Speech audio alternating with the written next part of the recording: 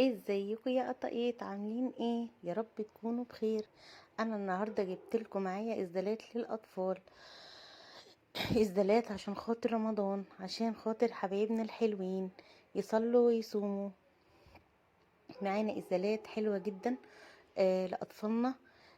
في اللي معاهم شنط، وفي اللي معاها سجاده بالشنطه بتاعتها. يا رب تكون هي. بصوا الشنطه دي بيبقى فيها سجاده وفيها مصحف، عشان حبايبنا الحلوين لما ينزلوا الجامع يبقى معاهم كل ادواتهم، ما يحتاجوش حاجه من حد. او حتى في البيت نعمل ركن للصلاه كده حلو جميل، ونعلم فيه اطفالنا ان احنا ونصلي معاهم فيه، ونسميه الكورنر بتاعنا، اللي هو المفروض بنصلي فيه وبنتعبد فيه طول شهر رمضان.